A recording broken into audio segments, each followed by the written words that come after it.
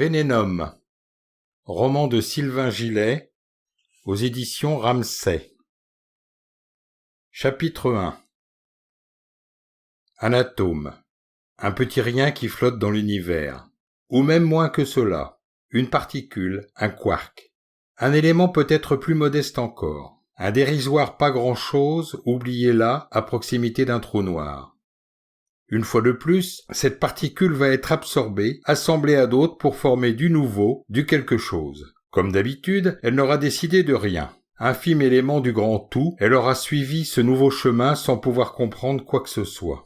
Comme elle l'a fait des milliards de fois auparavant. À travers d'infinis trous noirs, mais aussi des étoiles, des maelstroms incompréhensibles, via peut-être une multitude d'univers, une perpétuelle succession de Big Bang et Big Crunch dans l'éternel acharné de tout ce qui existe.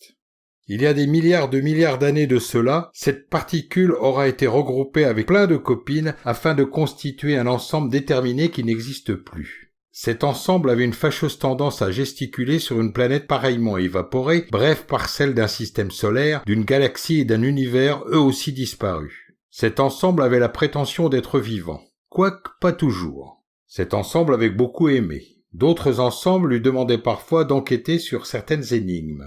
Alors, il lui arrivait d'enquêter, pour faire plaisir, ou le plus souvent, afin de dresser justice, notion qui, pour le cosmos, n'aurait jamais aucun sens. Il errait comme un chien perdu, et avec Linda, sa guitare, il jouait du blues. Cet ensemble s'appelait Abel Diaz.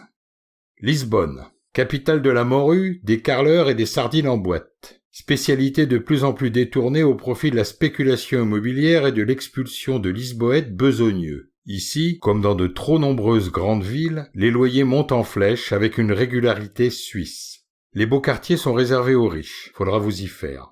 Des rues entières se voient destinées à Airbnb par le simple fait que, comme partout, l'immaculé capitalisme cherche toujours à détourner les idées sympas en machine à profit. Mis à part dans quelques chevauchées littéraires, il est rare d'entendre le verbe darder en dehors de l'expression « le soleil darde ses rayons ». Eh bien Lisbonne ne fait pas exception. Présentement, le soleil darde ses rayons sur la ville aux 7 collines. Il fait chaud et les culottes ont tendance à coller. L'on pourrait espérer une éventuelle fraîcheur ombrageuse, mais l'on s'illusionnerait. Car il est question ici d'un quai, un long de débarquement en plein cagnard. C'est à cet endroit précis qu'un certain bipède va à la rencontre d'autres. L'ensemble Abel Diaz marche le long du quai. Grand, poivré tirant sur le sel, avec un début de petit bidon, une gueule à la Joe Perry. 49 ans, en paraissant 55. D'une main, il tire nonchalamment une valise à roulettes. Dans l'autre, il tient moins chalamment l'étui de sa guitare.